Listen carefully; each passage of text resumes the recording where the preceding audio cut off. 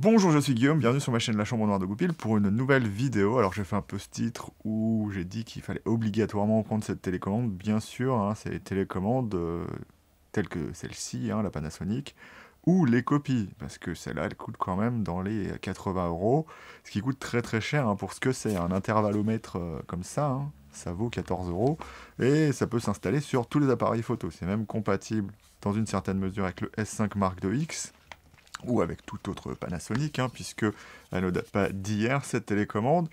Et ce que je trouve intéressant d'ailleurs sur le Panasonic, c'est qu'on a ce port de télécommande qui a un jack 2.5, donc ce sera compatible avec la plupart des... Enfin, le câble le plus facile à trouver, puisque par exemple Sony a un USB 2 spécial, donc un peu compliqué à trouver.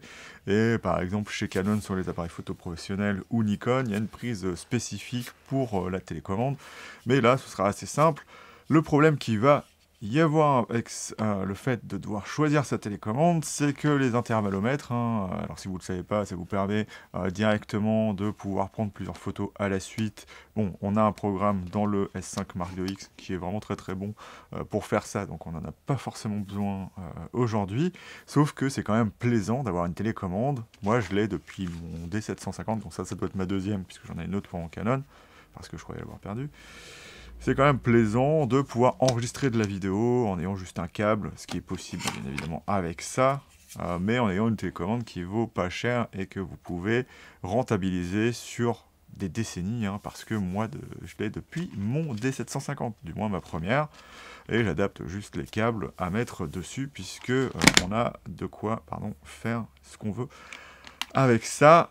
Malheureusement sur le Panasonic, sur tous les Panasonic, et je savais pas que ça existait, hein, je croyais que ça envoyait juste un signal style prends une photo, donc remplace le déclencheur. Et en vidéo, vous avez juste à mettre prendre la vidéo avec le déclencheur et ça déclenche une vidéo. Donc en photo, ça prend une photo, et en vidéo, ça prend une vidéo. Sauf que pas du tout sur un Panasonic. Quoi qu'il arrive, si vous prenez une télécommande standard de base, donc si vous voulez faire de la vidéo, vous pouvez prendre n'importe quelle télécommande, il n'y a aucun problème, ça va enregistrer de la vidéo automatiquement lorsque vous prenez ce port-là. Sauf que si vous voulez prendre de la photo, eh ben, il faut avoir cette télécommande avec le bouton d'enregistrement et le bouton déclencheur. Et donc, il y a aussi un lock pour pouvoir faire la pause B sur l'appareil photo. Mais donc, c'est un petit peu embêtant parce que l'intérêt aussi d'un intervallomètre, c'est bien évidemment de pouvoir prendre une pause B mais définie, donc d'avoir beaucoup plus de contrôle là-dessus, de pouvoir partir faire autre chose pendant que vous prenez vos photos, ce qui ne sera jamais le cas ici, hein, mais du coup, la télécommande est vraiment pour le coup très bien. L'intérêt quand même d'une télécommande comme ça et de toutes les télécommandes fabricants qui font juste le déclenchement et qui sont à fil, parce que si c'est en Bluetooth, ça ne marche pas de la même façon, il n'y a pas de pile là-dedans, donc c'est quand même quelque chose d'intéressant. Vous pouvez partir et pas vérifier vos piles avant puisque vous n'en avez pas, et c'est quand même intéressant. Il y a quelques petits accessoires avec, notamment, il y a son câble qui est assez particulier parce que ce qui sort de la télécommande, c'est du jack 3.5 qui va vers du jack 2.5. Donc vous ne pouvez pas remplacer ça par un jack 2.5. Donc faites attention à ça si vous perdez votre câble.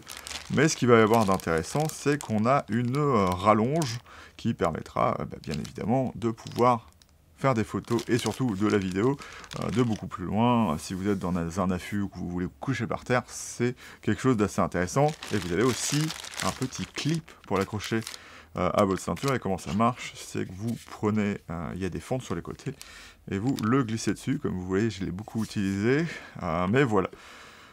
Et donc c'est pour ça que vous n'avez pas encore eu de test haute résolution qui va bientôt arriver. Oui, je vous utilise ça ici, qui est vraiment très très bien sur le boîtier, c'est vraiment assez exceptionnel. Sauf que comme Panasonic a annoncé pour le 24, me semble-t-il, un nouveau firmware pour faire du meilleur autofocus, enfin avoir un mode beaucoup plus spécifique zoom dans l'autofocus qui peut être intéressant, mais aussi le mode haute résolution à main levée, donc avec la stabilisation, ce que je croyais impossible puisqu'il utilise un procédé particulier, mais comme on a eu ça sur le G9 II, on va avoir ça sur nos Lumix S5 et S5 II. Donc moi je vais vous laisser là-dessus. La télécommande, c'est comme c'est indiqué, la DMW RS2 qui marche très très bien, mais je trouve ça quand même juste un petit peu dommage de devoir avoir affaire à cette télécommande là pour utilisez votre Lumix, hein. Ça m'a pas mal fait passer une crise de nerfs quand j'ai voulu tester ça avec une autre télécommande. Il a fallu que je recherche comment marchait cette télécommande-là pour me dire « Ah oui, il faut que j'achète ça pour que ça marche ». Donc si vous êtes Lumix depuis un moment, vous savez qu'elle existe, mais si vous ne le savez pas, aucun autre appareil photo ne marche comme ça. Tous les autres appareils photo sont capables d'utiliser ça à la fois pour faire de la photo et de la vidéo, et c'est quand même un petit peu plus pratique. Mais voilà, je vais vous laisser là-dessus. Salut et à bientôt pour une nouvelle vidéo dans la chambre noire de Goupil.